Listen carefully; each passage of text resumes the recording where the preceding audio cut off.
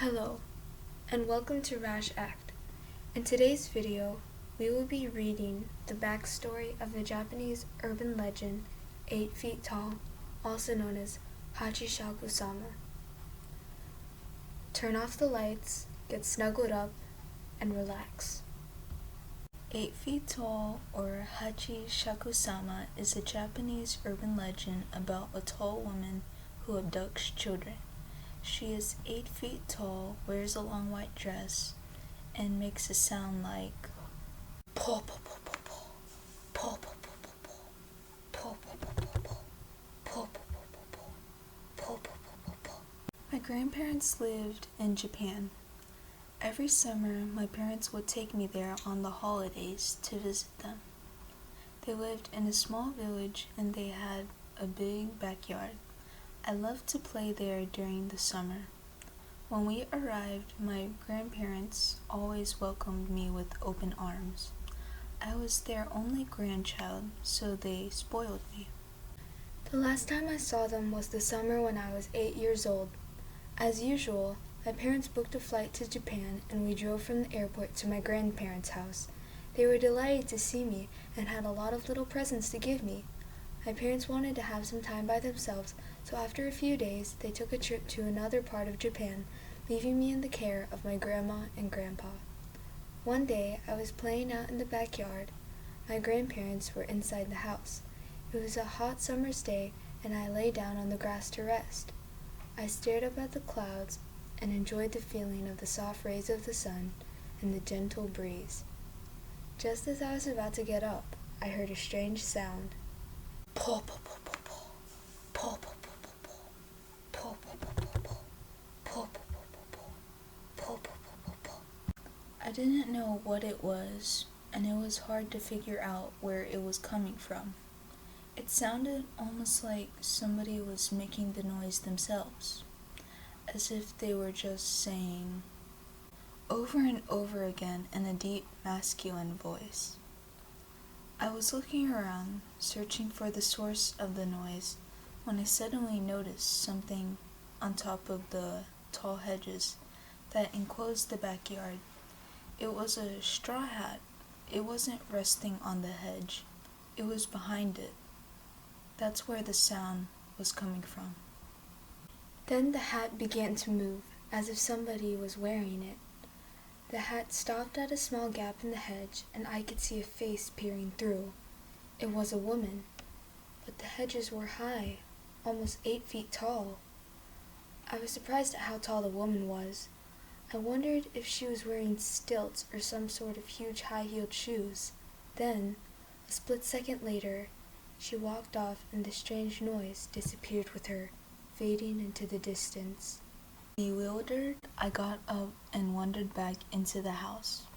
My grandparents were in the kitchen drinking tea. I sat down at the table and, after a while, I told my grandparents what I had seen.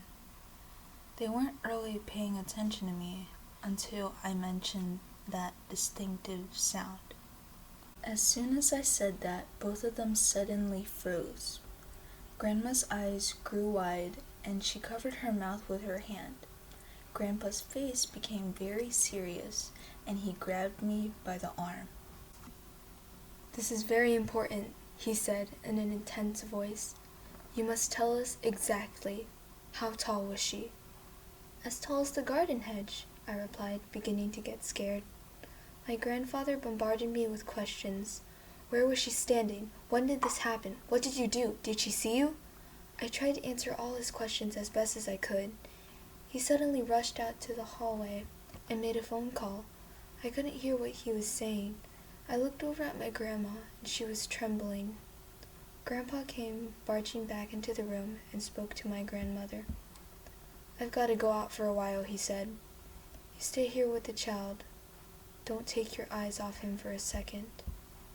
"What's going on, Grandpa?" I cried.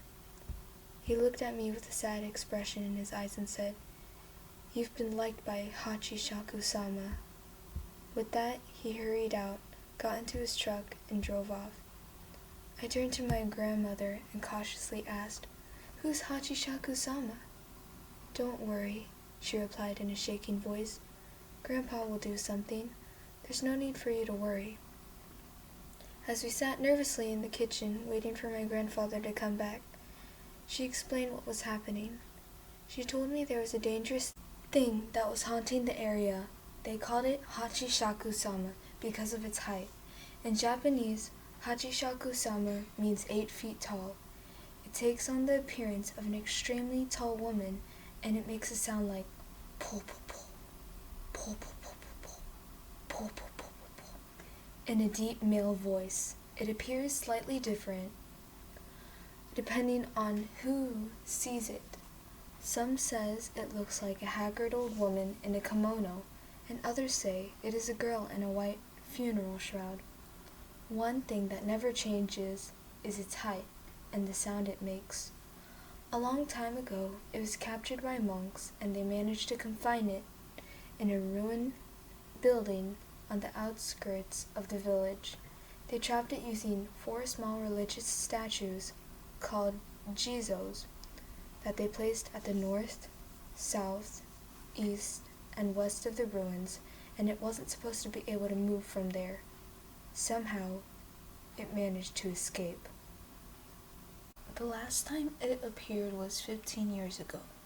My grandmother said that anyone who saw 8 feet tall was destined to die within a few days. It all sounded so crazy. I wasn't sure what to believe. When Grandpa came back, there was an old woman with him. She introduced herself as Kei-san and handed me a small crumpled piece of parchment, saying, "Here, take this and hold it." Then she and Grandpa went upstairs to do something. I was left alone in the kitchen with my grandmother again. I needed to go to the toilet. Granny followed me to the bathroom and wouldn't let me shut the door. I was beginning to get really frightened by all this. After a while, Grandpa and Kei-san took me upstairs and brought me into my bedroom. The windows were covered in newspaper, and lots of ancient runes had been written on them. There were small bowls of salt in all 4 corners of the room, and a small Buddha figure placed at the center of the room on top of a wooden box. There was also a bright blue bucket. "What's the bucket for?" I asked. "That's for your pee and poo," Grandpa replied. Kei-san sat me down on the bed and said, "Soon the sun will be setting, so listen carefully. You must stay in this room until tomorrow morning. You must not come out under any circumstances until 7 o'clock tomorrow morning. Your grandmother and your grandfather will not speak to you or call you until then. Remember, do not leave the room for any reason until then. I will let your parents know what is going on." She spoke in such a grave tone that all I could do was quietly nod my head. "You have to follow Kei-san's instructions to the letter," Grandpa told me, "and never let go of the parchment she gave you. And if anything happens, pray to the Buddha. And make sure you lock this door when we leave." They walked out into the hallway, and after saying goodbye to them, I closed the bedroom door and locked it. I turned on the TV and tried to watch, but I was so nervous I felt sick to my stomach. Grandma had left some snacks and rice balls for me, but I couldn't eat them. I felt like I was in a prison, and I was very depressed and scared. I lay down on the bed and waited. Before I knew it, I was asleep. When I woke up, it was just after 1 a.m. All of a sudden, I realized that something was tapping on the window.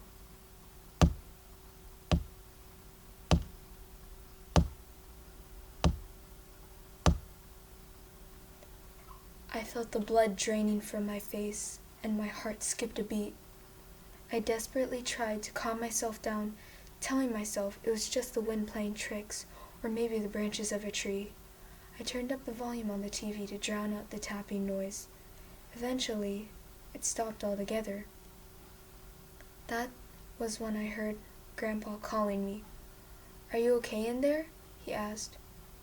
"If you're scared, you don't have to stay in there all alone. I can come in and keep you company." I smiled and rushed over to open the door, but then I stopped in my tracks. I had goosebumps all over my body. It sounded like Grandpa's voice, but somehow it was different. I couldn't tell what it was, but I just knew. "What are you doing?" Grandpa asked. "You can open the door now." I glanced to my left and a chill went down my spine. The salt in the bowls were slowly turning black. I backed away from the door. My whole body was trembling with fear. I fell to my knees in front of the Buddha statue and clutched the piece of parchment paper tightly in my hand. I started desperately praying for help. "Please save me from the Hachishakusama," I wailed. Then I heard the voice outside the door saying, "Po po po po po, po po po po po, po po po po, po po po po." The tapping on the window started up again. I was overcome by fear, and I crouched there in front of the statue, half crying and half praying for the rest of the night. I felt like it would never end, but eventually it was morning. The salt in all four bowls were pitch black. I checked my watch. It was 7:30 a.m. I cautiously opened the door. Grandma and Kei-san were standing outside waiting for me. When she saw my face, Grandma burst into tears. "I'm so glad you're still alive," she said. I went downstairs and was surprised to see my mother and father sitting in the kitchen. Grandpa came in and said, "Hurry up, we've got to get going." We went to the front door, and there was a large black van waiting in the driveway. Several men from the village were standing around it, pointing at me and whispering, "That's the boy." The van was a 9-seater, and they put me in the middle, surrounded by 8 men. Kei-san was in the driver's seat. The man on my left looked down at me and said, "You've got yourself in quite a spot of trouble. I know you're probably worried. Just keep your head down and your eyes shut. We can't see it, but you can. Don't open your eyes until we got you safely out of here." Grandpa drove in front, and my dad's car was following behind. When everyone was ready, our little convoy started moving. We were going fairly slow, around 20 kilometers per hour, or maybe less. After a while, Kei-san said, "This is where it gets hard," and started muttering a prayer under her breath. That was when I heard the voice. "Po po po po po, po po po po po, po po po po po, po po po po." I clutched the parchment Kei-san had given me tightly in my hand. I kept my head down, but I peeked outside. I saw a white dress fluttering in the breeze. It was moving along with the van. It was Hachishakusama. She was outside the window, but she was keeping pace with us. Then, suddenly, she bent down and peered into the van. "No!" I gasped. The man beside me shouted, "Close your eyes!" I immediately shut my eyes as hard as I could and tightened my grip on the piece of parchment paper. Then the tapping began. The voice became louder.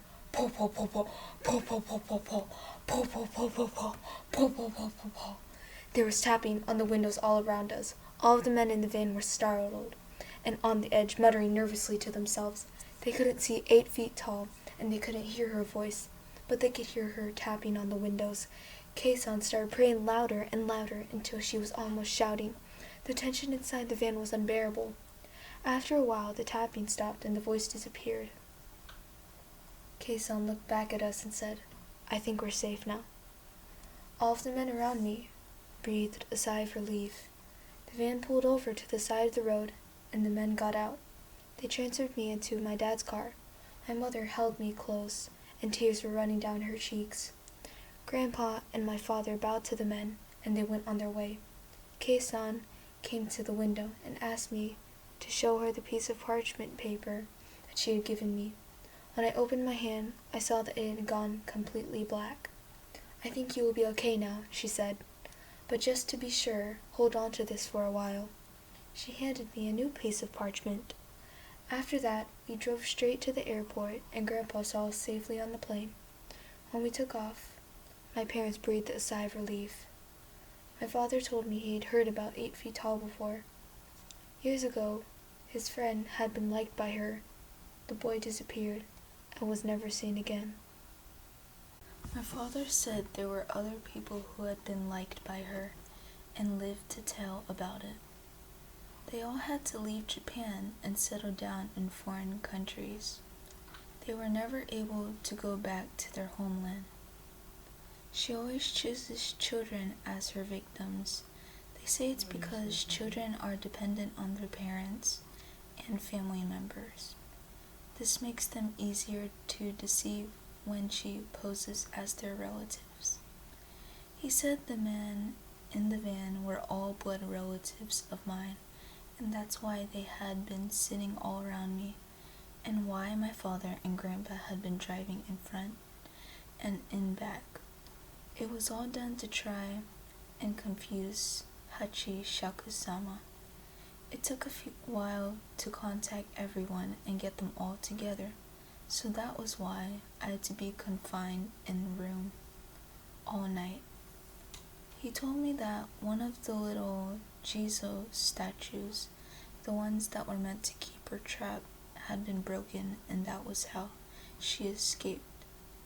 It gave me the chills. I was glad when we finally got back home. All this happened more than 10 years ago. I haven't seen my grandparents since then. I haven't been able to so much as set foot in the country. Afterwards, I would call them every few weeks and talk to them on the phone.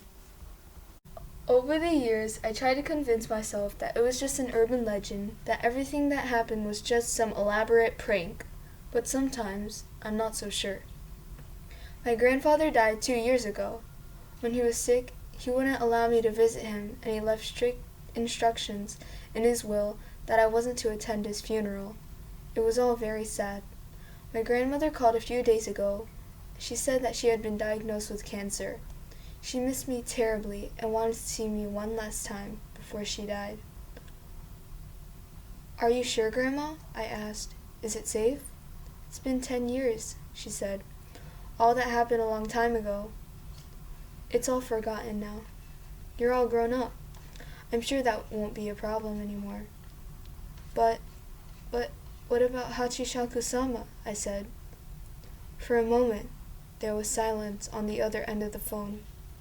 Then I heard a deep, masculine voice say, "Po po po po po, po po po po po, po po po po po, po po po po po, po po po po." Stare at the dark too long and you'll eventually see what isn't there.